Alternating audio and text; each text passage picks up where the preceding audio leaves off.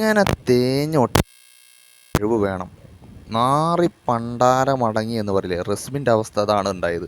അതായത് രാവിലെ ഒരു ടാസ്ക് ഉണ്ടായിരുന്നു നമ്മുടെ ബിഗ് ബോസ് കൊടുത്ത്, നിങ്ങൾക്ക് ഇവിടെ നടക്കുന്ന കാര്യങ്ങൾ കളവ് രൂപത്തിൽ പറയാൻ. അപ്പോൾ ജിൻഡോ വന്ന് പറഞ്ഞു, റസ്മിൻ പുറത്തു പോയി വന്നതിന് ശേഷം അവൾക്ക് വലിയ മാറ്റങ്ങളുണ്ട്, അവളെ ആക്റ്റീവൊക്കെ പോയി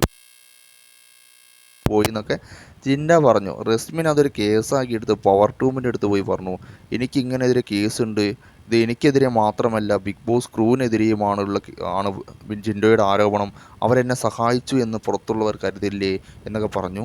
ആ കേസും കൊണ്ട് വന്നു. പക്ഷേ ആ കേസ് 8 നില പൊട്ടി തള്ളിപ്പോയി. എന്താണെന്ന് വെച്ചാൽ അതിൽ വലിയ കാര്യം എന്താ അറിയോ, റസ്മിനെ സാക്ഷിയായിട്ട് വന്നത് നമ്മുടെ അർജുനായിരുന്നു. അർജുൻ പറഞ്ഞു, ജിൻഡോ ഇങ്ങനെ പറഞ്ഞിട്ടുണ്ട്, പുറത്തുള്ള കാര്യങ്ങളൊക്കെ അറിഞ്ഞിട്ടാണ് റസ്മിൻ ഇപ്പോൾ ഇവിടെ വന്നത്, അതാണ് മിണ്ടാതിരിക്കുന്നത്, അതുകൊണ്ടാണ് ആക്റ്റീവ് അല്ലാത്തതെന്നൊക്കെ ജിൻഡോ പറഞ്ഞു എന്നൊക്കെ അർജുൻ സാക്ഷിയായി വന്ന് പറഞ്ഞു. പക്ഷേ അത് ശരിയല്ല എന്ന് തെളിഞ്ഞു. എങ്ങനെയാണെന്ന് വെച്ചാൽ റസ്മിൻ പുറത്തു പോയി എന്നുള്ളത് ശരിയാണ്, അത് എഴുന്നേറ്റെന്ന് പറഞ്ഞ സിബിനാണ്. പക്ഷേ അവിടെ ക്യാമറയൊന്നുമില്ല, അവിടെ എന്ത് സംഭവിച്ചു എന്ന് നമുക്കറിയില്ല. പിന്നെ നമ്മളെങ്ങനെയാണ് അതിന് മറുപടി പറയുക? റസ്മിൻ പുറത്ത് പോയിട്ടുണ്ട്, ചിലപ്പോൾ അറിഞ്ഞിരിക്കാം, ചിലപ്പോൾ അറിയാതിരിക്കാം, അതൊന്നും നമുക്ക് പറയാൻ കഴിയില്ല. നമ്മളവിടെ ഇല്ലായിരുന്നു, അവിടെ ക്യാമറയും ഇല്ലായിരുന്നു, നമ്മൾ ഇവിടെയായിരുന്നു. അപ്പോൾ പുറത്ത് പോയവർക്ക് എന്ത് സംഭവിച്ചതെന്ന് നമുക്കറിയില്ല.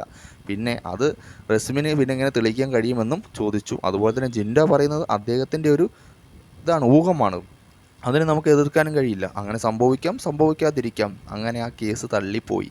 തേഞ്ഞൊട്ടി നമ്മുടെ റസ്മിൻ അവിടെ ഒന്നും ചെയ്യാൻ കഴിയില്ല. ആകെ ജിൻഡോയ്ക്കെതിരെ 2-3 ഡയലോഗ് അടിക്കും, അത് ജിൻഡോ തേച്ചൊട്ടിച്ച് കൈമ കൊടുക്കുകയും ചെയ്യും.